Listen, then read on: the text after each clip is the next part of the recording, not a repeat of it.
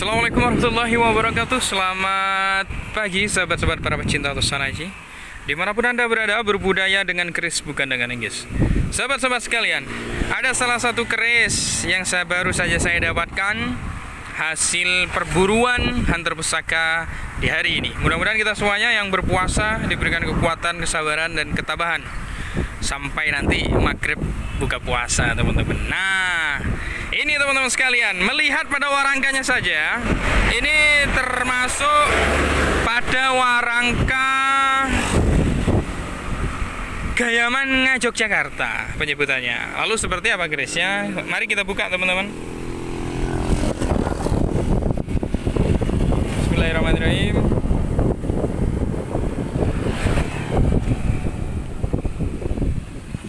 Wow. Oke, ini adalah keris yang biasa disebut oleh sebagian kalangan masyarakat adalah keris umyang,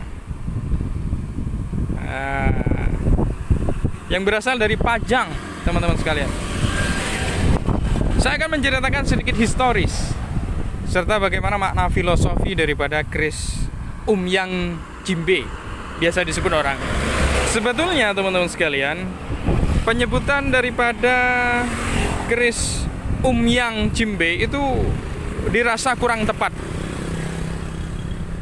Pada serat centini maupun buku-buku yang dikeluarkan oleh para penjajah Belanda, dari penjajah Belanda ya,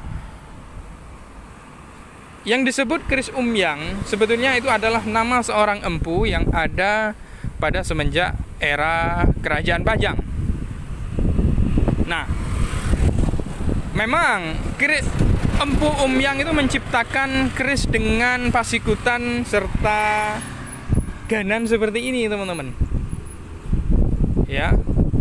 Kalau nama aslinya pada dapur ini itu penyebutannya adalah dapur putut, ya. Ada yang menyebut bervarian.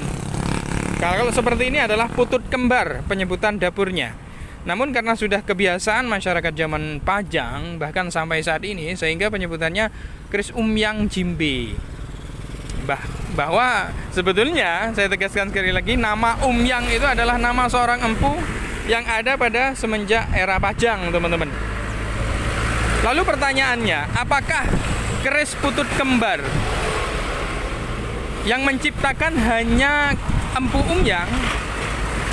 Ini banyak pertanyaan seperti itu. Tentu saja tidak, ya. Saya tegaskan sekali lagi, pembuat daripada keris umyang atau putut kembar itu bukan hanya dari empu umyang, tapi pada era-era selanjutnya itu pun banyak diciptakan, teman-teman sekalian. Ya. Lalu siapakah empu umyang ini sebetulnya? Empu umyang ini adalah seorang empu yang mengabdi kepada Raja Pajang di waktu itu. Dan empu umyang merupakan anak dari Empu Ki Supo.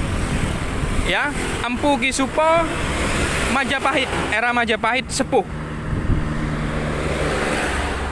Nah, empu umyang, teman-teman sekalian, sebetulnya nama aslinya adalah Ki Tundung Kudus. Kenapa bisa disebut namanya berubah menjadi empu umyang? Ceritanya adalah ketika di waktu itu ada perselisihan, ya, difitnah oleh Empu Ki Cublak namanya pada era Pajang, difitnah sehingga empu umyang itu diusir oleh Raja Pajang, teman-teman sekalian, sehingga penyebutannya berubah menjadi empu umyang. Sebetulnya namanya adalah Empu Ki Tundung Kudus.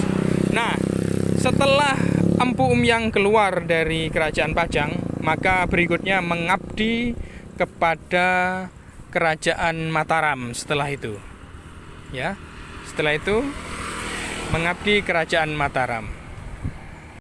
Tak lama kemudian setelah empu umyang ini mengabdi pada kerajaan Pajang, maka empu umyang ini berubah lagi namanya, diberi gelar dengan nama Empu Ki Supo Anom. Ya, yang biasa disebut Empu Kinom itu adalah empu umyang, teman-teman sekalian. Lalu pada varian keris umyang ini atau putut kembar ini banyak ya, ada yang disebut umyang jimbe, ada yang disebut umyang tage, ada yang disebut umyang tambah beras, ada yang disebut juga umyang yang mematikan sinar atau mematikan lampu. Jadi bermacam-macam variannya. Lalu pertanyaannya, kenapa ya? Kenapa keris umyang atau putut kembar ini sangat dicari-cari oleh para penganut paham esoteri atau yang mempercayai dari segi spiritualnya? Yang pertama adalah dari aspek filosofinya, teman-teman sekalian. Memang dari zaman Pajang bahkan sampai saat ini, umyang itu dipercaya untuk sebuah kedikdayaan besar. Semisalnya untuk kekayaan ya, untuk usahanya tambah lancar, dan juga untuk sebuah pengasihan. Bahkan dulu dari sejak zaman Pajang itu digunakan untuk nagih utang, teman-teman sekalian. Jadi ketika seorang memiliki utang kepada kita, konon katanya memang ketika memiliki keris putut kembar, maka seorang itu akan mudah untuk membayar utang piutangnya. Sahabat-sahabat sekalian, ketika melihat dari sisi wilahnya, memang ada semacam pecetan di sini, ya. Ada semacam pecetan, coba Anda perhatikan. Memang ini kalau kita melihat dari gestur besi serta dari melempungnya pada bagian sor-soran yang seperti Bathara Narada, teman-teman. Jadi cukup signifikan ya, pada bagian ini gemuk, lebih gemuk kayak Bathara Narada. Itu menandakan bahwa ciri khas daripada keris ini memang asli buatan dari Empu Umyang Pajang. Nah, panjangnya sekitar 34 cm. 34 cm. Sahabat-sahabat sekalian, mengenai daripada keris umyang ini ya, atau keris putut kembar ini, ada dan aslinya itu hanya berpamor ngulit semongko, waswutah, dan wengkon. Itu kalau kita merujuk kepada Serat Centini atau pada kitab Serat Centini, teman-teman sekalian. Nah, saya rasa cukup sekian penjelasan dari saya. Mudah-mudahan bermanfaat bagi referensi ilmu pertosan Haji Andi Nuswantoro ini. Semangat selalu untuk terus-menerus, jangan kendor untuk mengoleksi keris-keris budaya kita.